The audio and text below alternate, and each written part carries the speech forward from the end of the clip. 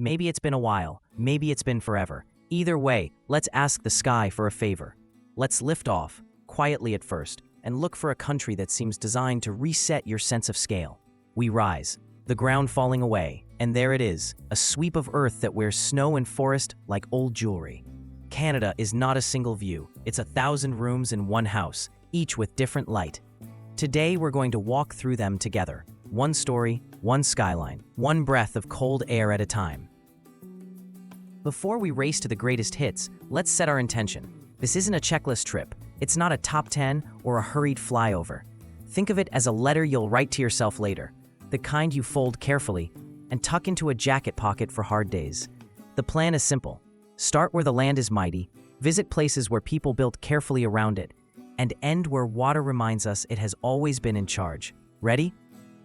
We bank east, and the mountains rise, spines of stone catching the morning light.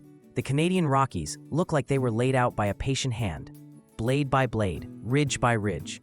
Valleys hold pale lakes the color of old glass. Rivers pull lines of silver through their centers. From here, the peaks don't seem to sit still. They lean toward you, curious almost, while the wind brushes snow along their shoulders. For a minute, we say nothing. Some scenes work better without commentary. Then we breathe, and the breath fogs the window, and we move on. Cities don't have to argue with landscapes. Some of them find a truce. Toronto is one of those. A long blue plate called Lake Ontario holds the city in place. Steel towers grow from a grid that glows at dusk, and one needle, impossible to ignore, takes aim at the clouds. The CN Tower is part compass, part exclamation mark. In the afternoon light, it looks clinical, precise, committed to the city's pace. By night, it softens, washing colors across its frame like a mood ring, as if the building itself is listening to jazz in a dark room. From up here, the streets braid and unbraid, traffic pulsing like breath. You can almost hear the city say, "We build, we reach, we keep going." Now we change coasts without changing altitude. The plain leans left, and the Pacific appears, a sheet of hammered silver beyond a hinge of mountains. Vancouver makes a case that a city can be both built and wild if it's willing to listen. Towers here don't brood, they reflect. Their glass faces catch clouds, forests, seawater, even the gulls that dart between them. The peninsula curls around a green heart called Stanley Park, where cedars stand like columns, and laugh lines of trails loop between fir and fern. Seaplanes skate on the harbor. Cyclists trace a bright thread along the seawall. In the distance, freighters anchor on the horizon like punctuation marks, each one saying, "Pause, consider, continue." It's a city with wet sleeves and muddy boots, and it wears both with pride. North and inland again, and the temperature drops a notch even though we haven't opened a window. The glaciers here don't hurry. They never learned how. The Athabasca creeps forward with the confidence of old things, its crevices blue like bottled noon. Ice holds the day's light and then lets it go, one shade at a time. Below, a bus inches across the moraine. People step off and stand very still, and you can tell from their posture that the noise in their heads has lowered a volume or two. In Jasper, night is not the absence of light, it is a presence in its own right. A dark sky preserve pulls a galaxy down to a reachable height. If you've never watched the Milky Way tilt like a spill of salt across the sky, this is where you learn it can do that. You become small here in ways that are good for you. Whistler is a question with two correct answers, speed or silence.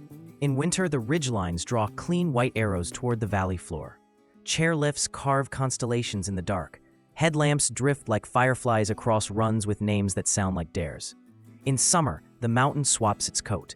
Alpine meadows switch on, a million colors without a conductor, and the creeks talk fast about everything they've seen this year. The village waits at the bottom with mugs and music, and the bikes wear their mud like medals.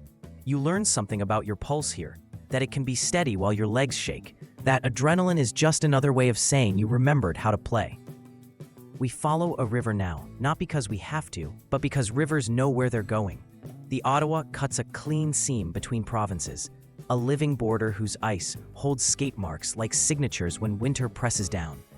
Parliament Hill rises above it, Gothic and intentional, and you don't have to know the names of the buildings to feel what they mean. Flags remember wind, bells remember time. People gather on the lawn because that's what people do around buildings that were made to be seen. The place carries the weight of decisions and the lightness of school tours, eating sandwiches on the steps. Power and picnic blankets. That's a kind of balance too. Far north now, where the map often goes pale and empty, and that's a trick because there is so much happening here.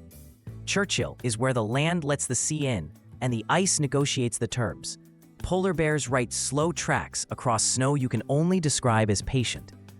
Belugas scribble curves in the river, their backs bright as sudden moons. Summer is not warm so much as forgiving. Winter is not cruel so much as direct. People here live with the sky, not under it. The northern lights don't perform on cue, but when they arrive, they pull color from a place you didn't know color could live.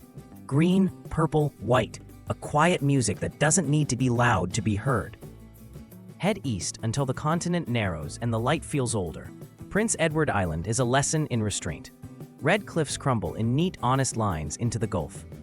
Fields roll like shoulders under a sweater knitted without hurry. Inlets tighten into fishing villages where boats nudge each other awake in the morning. A lighthouse sets its feet on a dune and patiently keeps watch, because that is what it has always done. Here, time is not a wheel you're trapped inside. It's a tide you walk beside. A storm could blow you south to granite if you let it. Nova Scotia is nothing if not a reminder that the ocean is very good at its job. Peggy's Cove is built on the kind of rock that doesn't complain, even after years of surf and wind trying to wear it down to a polite shape. The lighthouse at the center is plain as a sentence and twice as clear. Waves arrive like decisions, each one final, each one making room for the next. Fog can land here in minutes. A soft curtain that makes everything quiet and close. You'll see visitors take the same photograph and mean 100 different things by it. We tilt inland again, and a city appears that has learned how to be many things at once. Montreal speaks with more than one tongue and thinks with more than one rhythm. It's a city built around a mountain that is more like a promise. Mount Royal lifting trees and joggers just far enough above the rooftops to make the skyline feel earned. Bridges stitch the islands together and pretend it was easy. In summer, festivals stack like dominoes. In winter, cafe windows bloom from the inside as if warmth were a plant that could press its leaves to glass. Walk any block and you'll pass at least 3 kinds of music, 5 kinds of bread, and a person who will kindly explain why theirs is the best. We return to the mountains because some scenes deserve an encore. Banff is a syllable you don't say so much as exhale. Lakes here wear a color that refuses to fit into ordinary words. Not quite turquoise, not entirely jade, something in between and beyond. Lake Louise sits like an offering bowl beneath a set of peaks that strike the eye as both fierce and ceremonial. A canoe scratches the surface. Its wake writes soft V's across the water that vanish as if the lake changed its mind about letting the boat leave a mark. Trails move out in all directions. You can climb slowly into air that tastes of ice and pine, and come home with a pocket full of silence that will last you for weeks. If you're lucky, you'll catch the moment when the day's last light balances on a cornice, then slides off in a single clean line. We could keep circling these rooms in the House of Canada forever, but water is calling us to the edge. Niagara is where river says, here, and then demonstrates what the word means.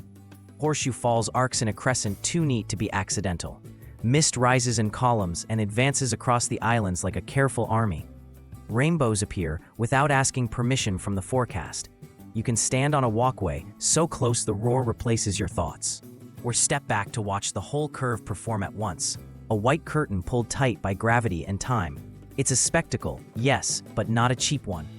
The longer you stand there, the more you understand you're watching erosion write a slow letter downstream.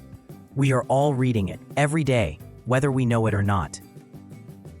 Let's pull the camera back now and see what we've learned without pretending we learned everything. There's a pattern here that shows up in both land and city, a preference for coexistence. Where the mountains stand, towns tuck themselves into valleys. Where water makes demands, people build around it rather than across it when they can. Even the skylines, Toronto's needle, Vancouver's glass, Montreal's bridges, seem to acknowledge what the land already decided. It's not perfect, because no place is, but from above you can tell the conversation is ongoing and honest. There's something else, too. A small thing, but a real one. Places don't ask for your amazement, they earn it. Canada earns it the way a seasoned guide earns your trust, in small, careful steps, and the occasional breathtaking reveal. The Rockies teach posture, Vancouver teaches reflection. Old Quebec teaches memory. Churchill teaches humility. The Maritimes teach patience. The prairies, and they're there, vast and golden, even if we only skimmed them, teach the horizon. Ottawa shows you institutions can sit next to picnic blankets without losing their edge. Montreal proves joy is a serious business. Banff and Jasper whisper that beauty can be both dramatic and durable. Niagara reminds you that power can be loud without being angry. This is the part where most travel films tell you what to do next. Book the ticket, pack the bag, grab the drone. I'll offer a different suggestion. Think about one room in the House of Canada that surprised you, the one you didn't expect to like, the one that improved your breathing just by existing. Then make a promise to visit that feeling in your own neighborhood tomorrow. Find a patch of trees, somehow older than the street they stand on. Walk a bridge and imagine the river negotiating with the land below it. Look up at a building at night and see if it has something to say when it glows. And when you do come here, because at some point you will, arrive ready to keep your voice down. Not as a rule, but as a courtesy. Let the first hour belong to the view. Let your second hour belong to listening. Talk on the third. The places we've seen today have been speaking for centuries. You'll find they don't mind repeating themselves, but they appreciate when you meet them halfway. We'll descend now. The map fills the window again. Lines become roads. Roads become neighborhoods. Neighborhoods decide to be home. The sky lets us go reluctantly, like a friend who has already started planning the next visit. Somewhere below, someone is making coffee. Someone is opening a shop. Someone is pulling on gloves because the morning is colder than expected.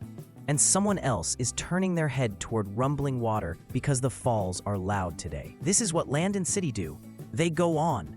We're the lucky ones who get to arrive and notice. If the horizon made you feel small for a moment, keep that feeling.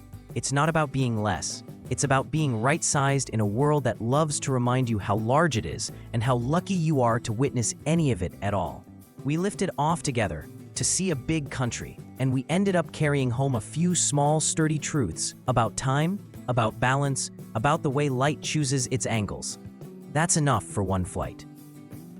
We'll end cleanly, the way a good trail returns you exactly to where you started, only now you know the names of the trees. With that said, thanks, and until the next time.